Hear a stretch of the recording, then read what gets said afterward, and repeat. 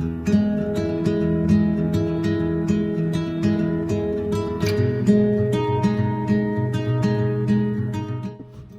everyone, it's me Lydia.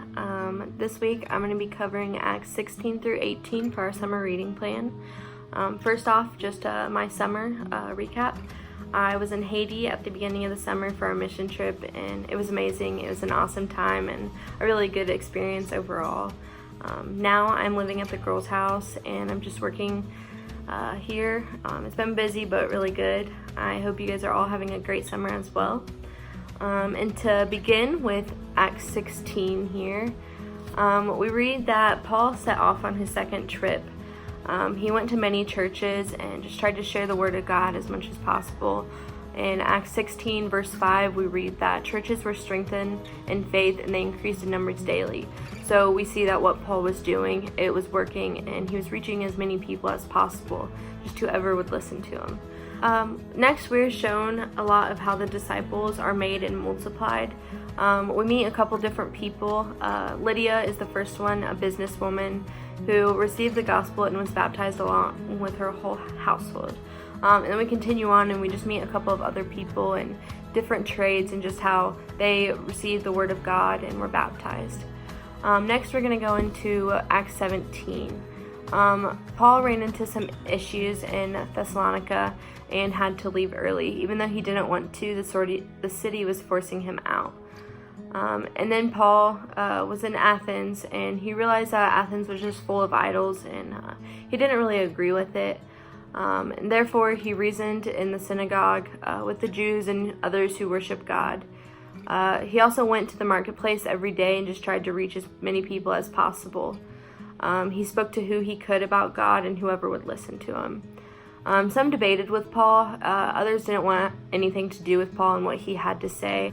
And then those who wanted to hear about what Paul said took him to Areopagus, and they just wanted to learn what Paul had to say and just his teachings. They spent all of their time telling and hearing the new teachings. Whatever Paul had to teach them, they were open ears and ready to hear about it. And we read that in Acts 17 verses 16 through 21. Next, we read it on to Acts 17 verses 25 through 28, and we read about how God gives everyone life and breath and everything else, and he did that so we would seek him and perhaps reach out for him and find him, and how he is not far from any of us. This gives us the same idea as how we are made by God and for God, and because of that we are constantly drawn toward him. And I think that's really important, is because no matter where you are in your walk of life, in your walk of faith, God is right there with you, whether you believe that or not. I think it just shows that no matter how far off you are, there will always be a way back to God, because he's right there and he's waiting for you. Next, we go into Acts 18, and that starts with Paul leaving Athens and traveling to Corinth. During that time, all the Jews in Rome were ordered to depart and relocate. Along the way, Paul met Aquila and his wife Priscilla. Paul stayed with them for a while and helped them with their trade, which was making tents. And he did that for quite some time, and he really enjoyed it. Paul then taught at this synagogue often, but the Jews did not want to hear what Paul had to say. And so with that and just all the downfalls that happened with the Jews, he went off to preach to the Gentiles. After Paul left Corinth, he met a man named Justus. This man believed in the Lord along with his whole household. This led many others to believe in God. Just what they were seeing with Justus and how he had changed his life, and just him believing in God and how it was different from them not believing in God. It really spoke to a lot of people. And later on, God spoke to Paul in a vision and told him to keep preaching the word and that God won't let anyone harm him. And that really encouraged Paul just to continue on, even with all the setbacks that he was coming into. He knew God had his back and that he would be ready for anything that God would throw at him. And Paul did that for sharing the word of God for many months. But he was eventually brought to the courts and accused of teaching laws that weren't contrary to tradition.